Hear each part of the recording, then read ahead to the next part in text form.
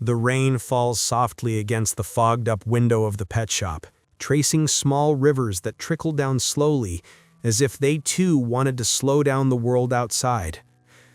Lennon Reese is kneeling on the cold cement floor, a beagle puppy trembling between her hands. She wraps him in a soft towel, dries each little paw with maternal care, and begins to sing quietly, an old song her mother used to hum on sleepless nights. The puppy stops trembling. She smiles, but it's a discreet smile, almost embarrassed, as if she felt that no one else in the world would understand why this matters so much. The pet shop isn't big. In fact, it's too small for anyone's dreams. But for Lennon, it's everything. The wooden shelves creak under the weight of dog food bags, the aquariums bubble in a hypnotic rhythm, and the smell of wood shavings mixed with neutral shampoo forms a kind of homemade perfume she's learned to love. At 7 in the morning, she always arrives before everyone else. She makes strong coffee with cinnamon, the only luxury she allows herself, opens the cages, talks to each animal by name as if they were old friends returning from a trip. And maybe they are, because in the end, they never judge her. They just accept. And that, for Lennon, is love enough. But there's something she doesn't tell anyone. Under the front counter, hidden among yellowed receipts and inventory lists, is a blue notebook. In it, Lennon jots down fragments of thoughts that don't fit into conversations. Scattered sentences, confessions she would never say out loud. Does anyone miss me when I'm not around? Or, sometimes I think I was born to care for those no one else wants. She doesn't write this out of self-pity. It's not that. It's just a quiet observation, like someone looking in the mirror and recognizing an old scar. The tenderness she offers the world never seems to come back in equal measure, and she's learned to live with that. Or at least, she's learned to pretend she has. At night, after the pet shop door closes with a soft click, Lennon walks to the pier. The cold Seattle wind bites her face, but she doesn't mind. She likes the feeling of being alive, even if it's through discomfort. The city lights reflect on the dark water like distant promises, and she stands there still, watching everything in silence. Sometimes she prays. They're not long or theological prayers, just brief whispers. Timid requests for better days, for a life that makes more sense. She never asks to be loved. That seems too big. She only asks not to feel so invisible. But what Lennon doesn't realize is that there's a quiet contradiction inside her. She wants to be seen, to be chosen, to be someone that someone decides to stay for. But at the same time, she protects herself so much from the risk of being hurt that she ends up becoming unreachable. She smiles at customers but never reveals anything real. She accepts invitations for coffee, but always finds an excuse not to go. She says she's fine, but carries on her shoulders a weariness no one sees. It's as if she's built an invisible wall around her heart, not because she doesn't want to let anyone in, but because she's afraid that when someone does come in, they'll realize there's nothing worth staying for. And then, on a morning like so many others, June Holloway walks in through the back door with an expression Lennon knows well. June is her best friend and coworker, and she has that straightforward manner of someone who has no patience for beating around the bush. She throws her bag on the counter, crosses her arms, and says, "Lennon, we need to talk. Dr. Hale called me yesterday. The pet shop isn't doing well. If we don't increase revenue in the next few months..." She doesn't finish the sentence, but she doesn't need to. Lennon already understands. The place she loves, the only place where she feels useful, might close. And suddenly, the routine that seems so secure begins to crack. The fear of the future, which she's always managed to postpone, is now knocking at the door, and she doesn't know how to face it. But before Lennon can respond, the door chime rings, and a masculine voice, deep and slightly impatient, breaks the silence. "Can you give Oliver a quick bath?" The chime of the doorbell cuts through the air like an unexpected musical note, and Lennon lifts her eyes from the counter. The first thing she notices isn't the man, it's the dog. A golden retriever with golden fur and brown eyes that seem to carry a sadness even he doesn't understand. The animal enters slowly, almost reluctantly, as if he's used to not being truly seen. And then she sees the owner. Impeccable gray suit, tie loose around his neck, dark hair slightly disheveled as if he's run his hand through it several times that morning. There's a scent of expensive cologne mixed with neutral soap, and something in his posture says, "I'm here because I have to be, not because I want to be." But his eyes tell another story. Isaac Rogers isn't the kind of man who goes unnoticed. Not because of his appearance, though he's handsome in a way that's unsettling, the kind that makes you look away because staring too long feels invasive. But it's his presence that weighs heavy. He fills the space with a quiet authority, like someone used to being obeyed without needing to raise his voice. And yet there's something fragile there, something Lennon recognizes because she's felt it in herself, the exhaustion of someone trying to hold up the world alone. He looks at her for a second longer than necessary, then looks away, as if he's been caught doing something wrong. "Sorry to show up without calling," he says, and his voice comes out softer than she expected. "Oliver needs a bath. I know it's early, but..." She stands slowly, wiping her hands on her apron stained with dust and fur. She doesn't answer right away. She never does. She prefers to observe first. And what she sees is a man clearly uncomfortable holding the leash of a dog who seems more at ease in the world than he is. She approaches, kneels in front of Oliver, and extends her hand. The golden retriever sniffs her for a moment, hesitant, and then presses his warm snout into her palm. Lennon smiles, a genuine smile, the kind she only gives to animals, and whispers, "Hi, Oliver. You're tired, aren't you?"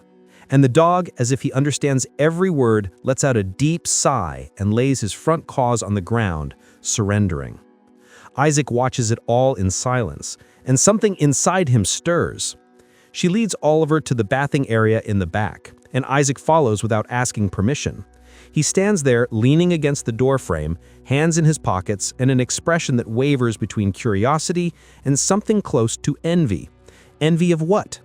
Maybe the ease with which he connects with the animal? Maybe the lightness he hasn't felt in months? Lennon turns on the small shower head, tests the water temperature on her own skin before touching the dog, and begins to soak the golden fur with slow, almost ritualistic movements. She talks to Oliver the whole time. "Easy, sweetheart. I know the water's cold, but it'll be over quick, I promise." And the dog doesn't resist. He just closes his eyes and surrenders. When she's done, she wraps Oliver in a large towel and begins to dry him carefully, paying attention to each ear, each paw, as if this were the most important thing in the world. Isaac can't stop watching. There's something about the way she moves, unhurried, unirritated, expecting nothing in return, that unsettles him. He's used to people who want something from him, money, connections, power. But her? She barely even looks at him. All her attention is on the dog. And strangely, it makes him want to be seen too. "How long have you worked here?" he asks, and his own voice sounds strange in his ears. Softer, almost uncertain. Lennon looks up, surprised by the question. 3 years, she answers. "And you? How long have you had Oliver?"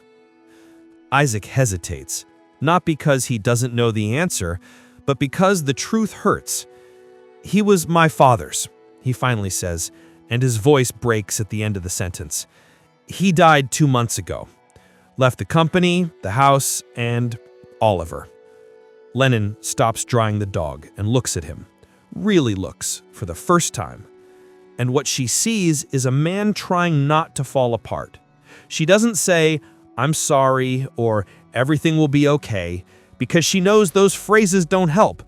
Instead, she places her hand on Oliver's snout and says, almost to herself, "He misses him, you know? Dogs feel everything. They carry our grief with them." And Isaac swallows hard because no one has ever said something so true to him. No one has ever seen through him like this. When Oliver is dry and sweet-smelling, Lennon hands him back, and their fingers touch for a brief second on the leash. It's an accidental touch, but it's enough for both of them to feel it. She pulls back quickly, as if she's touched something hot. Isaac clears his throat, tries to find the right words, and then, almost without thinking, blurts out, Would you want to get coffee with me sometime?"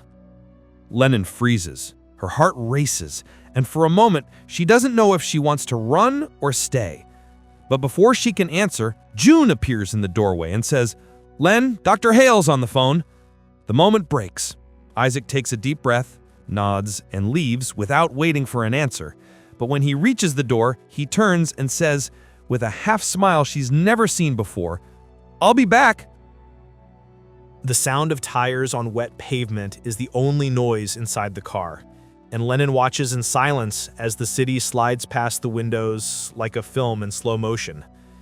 Seattle's lights reflect in the puddles, creating a distorted mirror of the world, and she feels exactly like that, like a distorted version of herself, sitting beside a man who, until 3 days ago, was just a stranger with a sad dog. Isaac drives with one hand on the wheel, the other drumming nervously on the door. He hasn't said much since they left the pet shop. Just, "I need to take care of something urgent at home. Would you mind coming with me? Oliver's calmer when you're around." And she, for some reason she still doesn't fully understand, said yes. The house emerges at the top of the hill like an apparition. Modern, glass-walled, imposing. The interior lights are on, and even from a distance, you can see the vastness of the rooms. Lennon feels her chest tighten. She doesn't belong in places like this. She belongs in small apartments with ceiling leaks, secondhand sofas, and cracked mugs. But Isaac parks, turns off the car, and looks at her with a silent urgency in his eyes. "I know this is strange," he says, and for the first time since they met, he seems truly vulnerable. "But I don't know what else to do with him. Oliver won't eat, won't sleep. He just barks all night long, and I can't anymore." His voice breaks at the end, and Lennon realizes it's not just about the dog. It's about everything. Inside the house, the contrast is brutal. Designer furniture, marble floors, a panoramic view of the city that looks like something out of a magazine. But there's something empty here. It's not the lack of objects, it's the lack of life. It feels like a place where no one really lives, just exists. Oliver runs to Lennon as soon as she enters, as if he's finally found someone who speaks his language. She kneels, and the dog immediately presses his head into her lap, trembling. She runs her hand through the golden fur, slowly, and whispers things Isaac can't hear. But whatever she said works, because in less than 2 minutes, Oliver stops trembling, lets out a deep sigh, and lies on the floor, surrendering. Isaac watches it all from across the room, and for the first time in months, he feels something close to relief. She stays. Not because he asked. He didn't even need to. She stays because Oliver needs her. And maybe, just maybe, because a part of her wants to stay too. Isaac disappears for a few minutes and returns with 2 cups of hot tea. He sits on the floor beside her, not on the expensive sofa, not in the leather armchair, but on the cold floor, as if he wants to be on the same level. They drink in silence for a while, and it's a comfortable silence, the kind that doesn't need to be filled, until Isaac, almost involuntarily, begins to talk about his father, about the company he inherited without being ready, about the loneliness he's never admitted out loud. And Lennon listens, not because she feels sorry for him. She knows he doesn't want pity. She listens because she recognizes in him the same thing she carries, the weight of never being enough. And then, without warning, he asks, "What about you? Why does someone like you work at a small pet shop in the middle of Seattle?" The question is simple, but it carries something more. Something like, why don't you want more from life? Lennon hesitates. She could give a ready-made answer, something about liking animals or needing to pay the bills, but something about the way Isaac looks at her, without judgment, just with genuine curiosity, makes her want to be honest. "Because there I feel useful," she finally says. "Because when I take care of an abandoned dog, I know exactly what he needs. I know I can help. With people, it's different. With people, I never know if I'm doing enough." Isaac doesn't respond immediately. He just tilts his head, as if processing each word. And then he says, almost in a whisper, "I think you do more than you realize." The air between them shifts. It's subtle, but undeniable. There's a tension now, not uncomfortable, but charged with possibility. Isaac moves a little closer, and Lennon feels her heart race. She should pull back, should make up an excuse and leave before this becomes something real, but she can't move. And when he slowly raises his hand and brushes a strand of hair from her face, Lennon closes her eyes. The touch is light, almost reverent, as if he's touching something fragile that might break at any moment. And maybe that's exactly what it is. "I don't do this," she whispers. But even she doesn't know what this means. Isaac smiles, a sad, tired smile, but genuine. "Neither do I."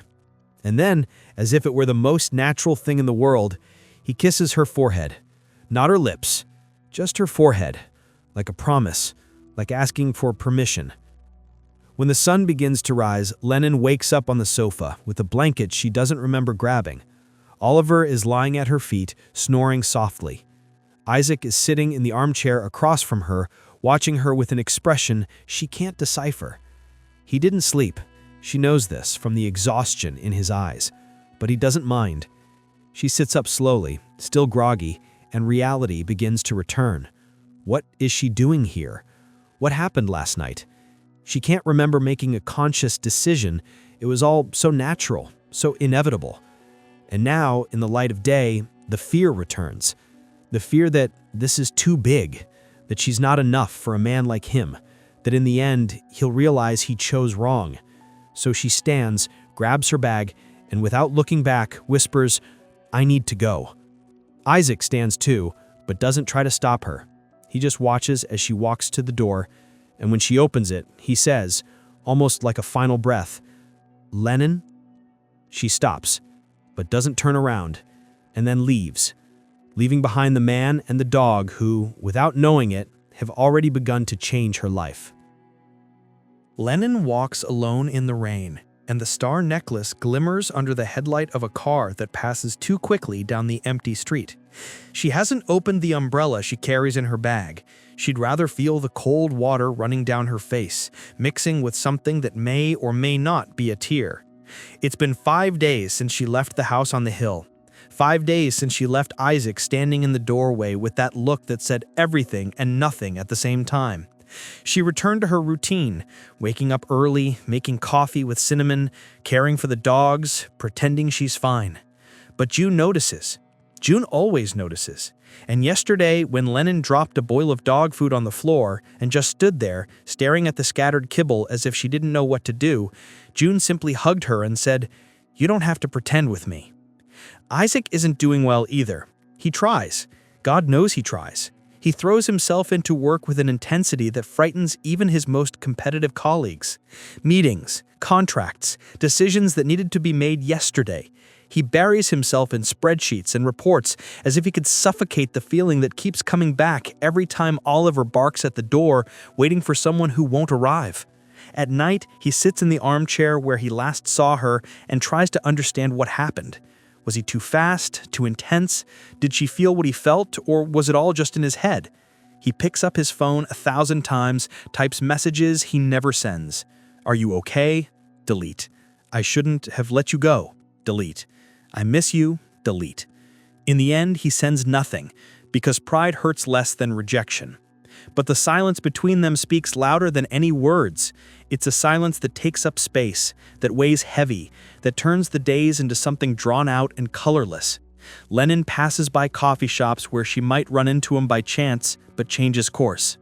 Isaac drives past the pet shop twice, but doesn't stop. Both believe the other has moved on. Both believe they were just a passing moment in the other's life, something beautiful but fleeting, like rain that falls and soon evaporates. And in this mistaken belief, each builds a narrative of abandonment that never happened. He thinks she didn't want to stay. She thinks he didn't come after me. And both are wrong, but neither knows it. June tries to help in her own way. She drags Lennon to a bar on Friday night, insists she needs to get out, see people, remember that the world hasn't ended. But Lennon can only think about how everything feels fake. The forced smiles, the empty conversations, the loud music that tries to fill the void but only amplifies it. She says, "I can't do this, June," she admits, and her voice comes out tired, defeated. "I thought I could protect myself. But the truth is, I just hurt myself in a different way." June squeezes her hand and says nothing. Because sometimes there's nothing to say. Sometimes what a person needs isn't advice or motivation. It's just someone who stays there in the silence, saying without words, "I'm here." And then, on a gray Tuesday morning, something changes. Lennon wakes up with nausea that won't pass. She tries to ignore it, but her body insists. She runs to the bathroom, and when she looks at her own reflection in the mirror, she sees the exhaustion stamped on her face, the deep circles under her eyes, and a question she didn't even know she should be asking begins to form. No, it can't be. She counts the days mentally, once, twice, 3 times, and the floor seems to disappear beneath her feet. She dresses quickly, leaves without telling June, and goes straight to a pharmacy on the other side of the city, far enough not to run into anyone she knows. She buys the test with trembling hands, and the clerk doesn't even look at her, too busy with his phone. She's grateful for that. She couldn't handle curious looks right now. In the cramped bathroom of some random coffee shop, she takes the test. 3 minutes that feel like 3 hours. She closes her eyes, takes a deep breath, and when she opens them, there it is. 2 lines. Clear. Unmistakable. The world stops.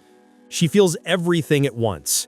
Fear, shock, confusion, and a hint of something she didn't expect. Hope. Because deep down, really deep down, part of her has always wanted to belong to someone. And now, in an unexpected and frightening way, she will. But what does this mean? What is she going to do? And Isaac? How is she going to tell Isaac? Or should she not tell him? Does he have the right to know? Or will this just complicate things even more? The questions pile up, and she has no answer for any of them. All she knows is that the life she knew just changed forever. 2 weeks later, she schedules her first appointment. She goes alone because she still hasn't told anyone, not June, not Dr. Hale, much less Isaac. She sits in the hospital waiting room flipping through a magazine without reading anything, just trying not to think too much.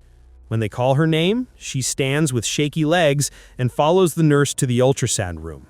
The doctor is kind, professional, and asks routine questions that Lennon answers on autopilot.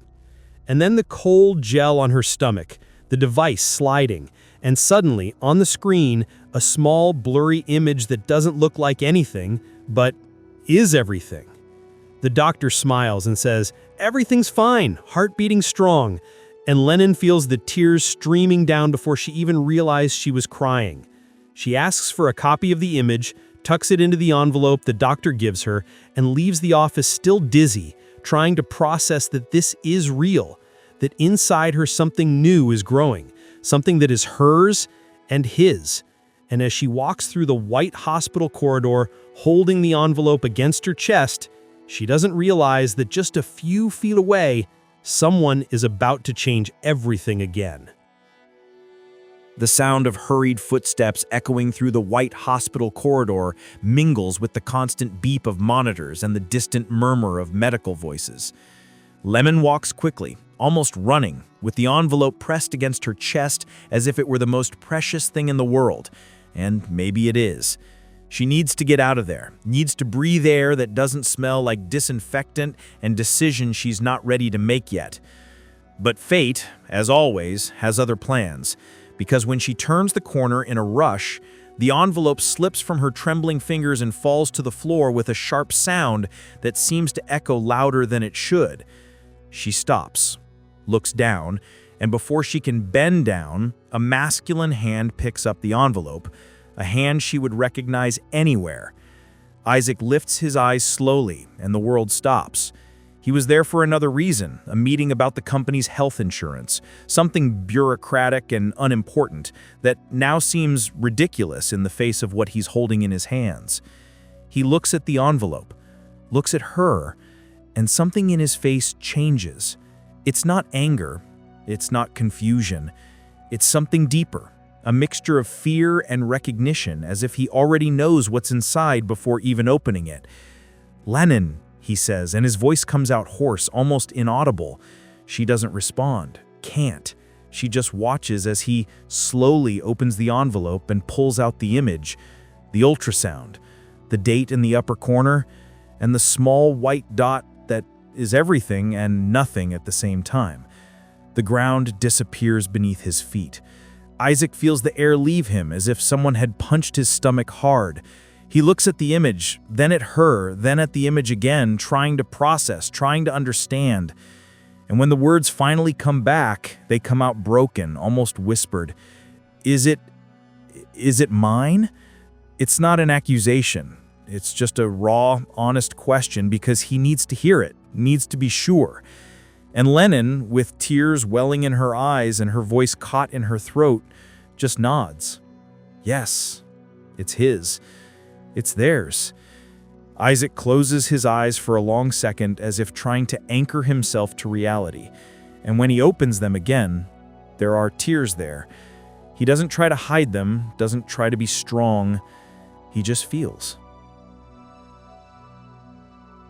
She tries to speak, tries to explain, tries to say she wasn't hiding it, that she just needed to process it first, that she didn't know how to tell him.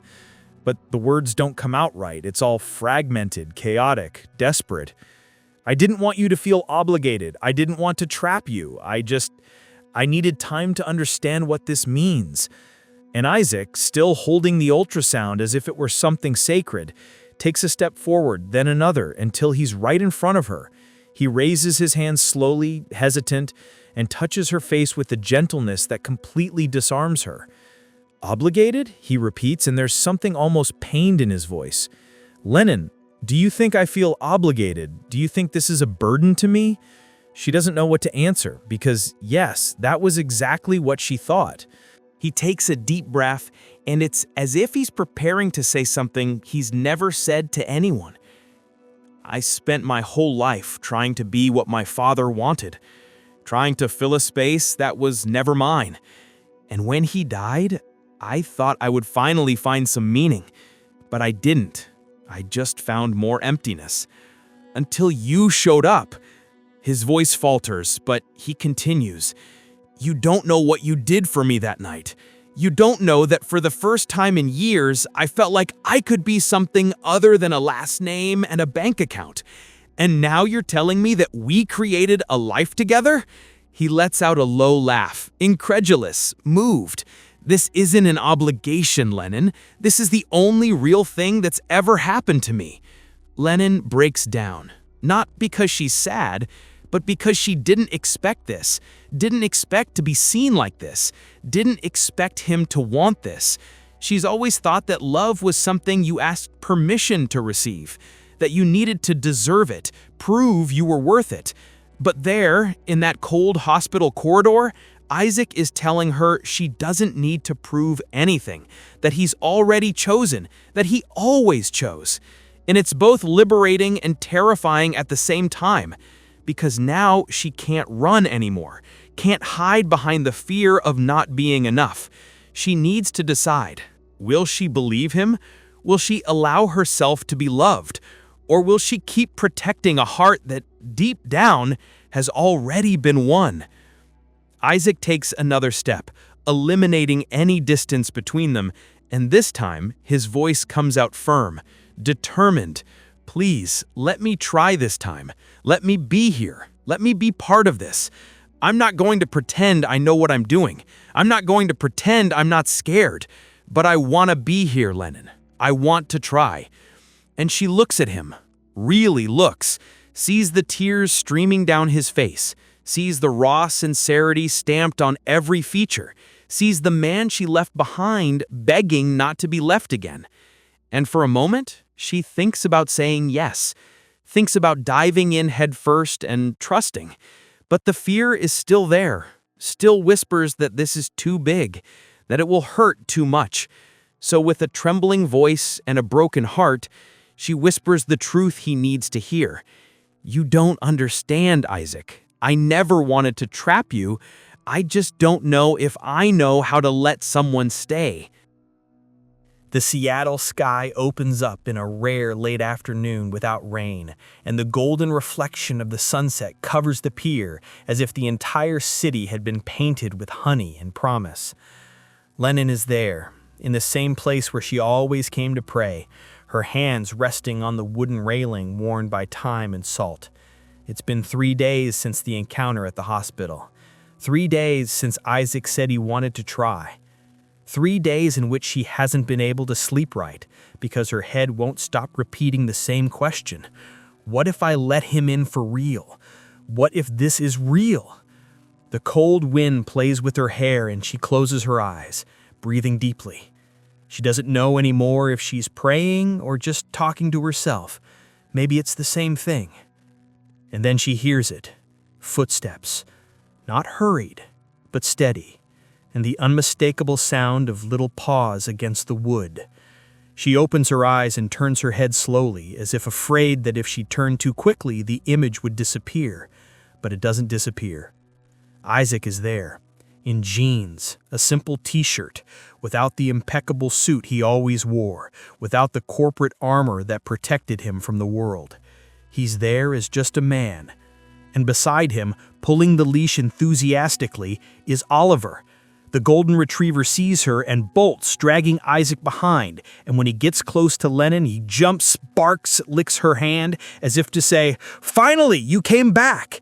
And she laughs, really laughs, for the first time in days, because Oliver always knew. Dogs always know. Isaac stops a few steps away, hands in his pockets, his gaze hesitant. He doesn't know if he should approach or wait, doesn't know if she wants him there or if she'll ask him to leave. So he just stands still, looking at her as if memorizing every detail, the way the wind musses her hair, the way she kneels to hug Oliver, the way the sun illuminates the star necklace on her neck. And after a long silence, he says, simply, "I didn't come here to pressure you. I couldn't stay away from you." His voice is soft, almost embarrassed, as if he's admitting something that exposes him completely. And Lennon feels her chest tighten because she couldn't either. She missed him too, but saying it out loud still seems too risky. She stands slowly, wiping her hands on her pants, and finally really looks at him. And what she sees isn't the powerful CEO, the unreachable man she thought he was. What she sees is someone just as scared as she is. Someone who also doesn't know if he's doing it right, but who decided to try anyway. "Why did you come?" she asks, and the question comes out rawer than she intended. Isaac takes a step forward, just one, and responds with an honesty that disarms her. "Because I'm tired of pretending I can go on without you. Because these last few days I woke up every day thinking about you. Because Oliver doesn't eat right when you're not around. Because..." He stops, swallows hard, and finishes with a trembling voice. "Because I fell in love with you, Lennon, and I don't know what to do with that anymore." The words hang in the air, heavy, real, impossible to ignore. Lennon feels the tears begin to burn in her eyes, but this time she doesn't hold them back. She lets them fall, silent, while she tries to process what she just heard. No one has ever said this to her before. Not like this, not with this naked truth that asks for nothing in return, that only offers. And she realizes she spent her entire life waiting to be chosen, but always convincing herself she wouldn't be, always preparing for disappointment. But what if this time it was different? What if he really stayed? "I'm afraid," she admits, and her voice comes out weak, almost childlike. I'm afraid you'll realize I'm not enough, that I don't know how to be loved the way you deserve to love someone. Isaac closes the distance between them with 3 long strides, and this time he doesn't hesitate. He holds her face with both hands, forcing her to look into his eyes, and says with a firmness she's never heard before, "You think I know? You think I have any idea what I'm doing?" He lets out a low laugh, incredulous. "I spent my whole life learning to be cold, calculating, to make rational decisions, and then you show up and all of that goes out the window. You make me want to be different. You make me want to be better. And if you think you're not enough, then we'll learn together. Because I don't want perfection, Lennon. I want you, the way you are. With all the fears, all the scars, all the insecurities, I want all of it." And then, without waiting for permission, he presses his forehead to hers, closes his eyes, and whispers, "Let me stay, please." And something inside Lennon breaks, not from sadness, but from relief, as if she's been holding her breath her entire life and can finally breathe. She lifts her hands and places them over his, still holding her face, and for the first time, she doesn't try to run, doesn't try to protect herself. She just allows it, allows him to stay, allows herself to feel, allows this to be real. "I fell in love with you too," she confesses, and her voice comes out trembling but true. "And it terrifies me, because I don't know what to do when someone stays." Isaac smiles, a wet smile full of tears and hope. "Then we'll figure it out together." And this time when he kisses her, it's not on the forehead, it's on the lips, slowly, as if sealing a promise, as if saying without words, "I choose you. Every day I choose you." The sun finishes setting, painting the sky pink and orange, and in the distant sound of thunder announces that the rain is returning. But they remain there, under the same sky, embraced, while Oliver barks happily at their feet. And Lennon realizes that for the first time in her life, she's not praying for better days, she's living one. Because sometimes healing doesn't come from big changes or definitive answers. It comes from someone who decides to stay, who decides to look at you and say, "I see you, and I'm not leaving." And maybe, just maybe, that's enough. Maybe that's everything. Just as Lennon discovered that love can change everything, each of us also carries that power of transformation within. Her story reminds us that we don't need to be perfect to be worthy of affection. We just need to be real. That the fear of not being enough is a lie we tell ourselves. And that sometimes the greatest courage isn't in protecting ourselves, but in allowing ourselves to be seen. Isaac and Lennon found in each other not completeness, but companionship. Not the solution to all their problems, but someone willing to face them together. And that, perhaps, is the purest form of love, the one that doesn't demand perfection, only presence. Stories like this remind us that it's never too late to start over and believe in love, that we can carry scars from the past and still build a different future, that healing doesn't happen alone, but in genuine connection with someone who chooses to stay, and that, in the end, what really matters isn't how many times we fall or get hurt, it's how many times we had the courage to try again. To open our hearts even when they're still in the process of healing, to believe that there's someone out there willing to hold our hand and say, "Let's try together." If this story touched you in some way, if it awakened something inside your chest, write in the comments, "Love transforms lives." We want to know what you felt, what this journey meant to you, and which part moved your heart the most. Each comment is a way to keep alive this energy of hope and affection that stories like this carry. You're not alone in this search for connection, for meaning, for a love that's worth it. And sharing this with other people who feel the same is part of the healing. Subscribe to Eternal Romance Stories and experience with each episode emotions that warm the soul and reflections that transform the heart. Here you'll find stories of people facing deep emotional dilemmas, but always with the hope that love can, indeed, change everything. Each narrative is carefully crafted to touch your soul, to make you believe again, to remind you that life is made of new beginnings, and you deserve to live each one of them with intensity and truth. And this was just one of the many stories that will still move you here. Because as long as there are people seeking love, facing their fears, and choosing to believe again, there will be stories to be told. Stories that will make you cry, smile, reflect, and above all, feel. Prepare your heart. The next journey is coming.